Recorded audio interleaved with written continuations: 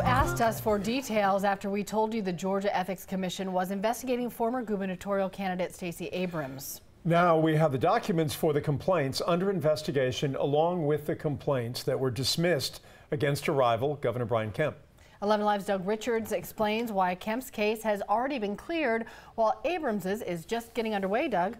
Well, and some of this may have to do with timing. One complaint made against Kemp was filed and dismissed early last year, some 4 months before the May primary. The complaint still open against Abrams was filed months later, possibly too close to the primary for the commission to act.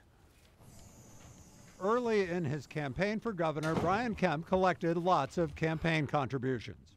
In a complaint filed in January 2018, a Rome man named George Anderson, who describes himself as a concerned ethics watchdog, complained that Kemp failed to include the occupation of some of his contributors in his campaign disclosure forms. Anderson made other complaints as well.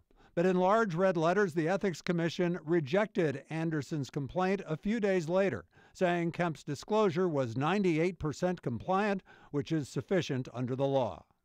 But a similar complaint is still pending against Stacey Abrams, a complaint filed much closer to last May's Democratic primary. This complaint was filed in April of last year by William Perry, who leads a group called Georgia Ethics Watchdogs.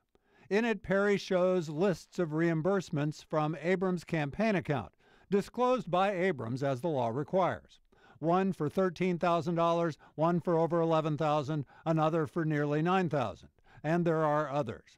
There are few details in the disclosure, and that's the basis of Perry's complaint. The complaint says the notations are vague and fail to include the names of the recipients, among other shortcomings. And another complaint filed in August alleges that a political action committee illegally coordinated with the Abrams campaign last spring. That's something the law technically disallows. That complaint was filed by a Republican political operative named Charles Wingo.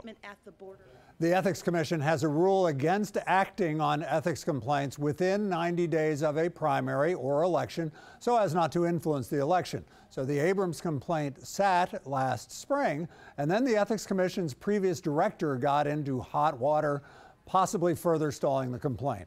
But it lives anew now under a new director, Jeff.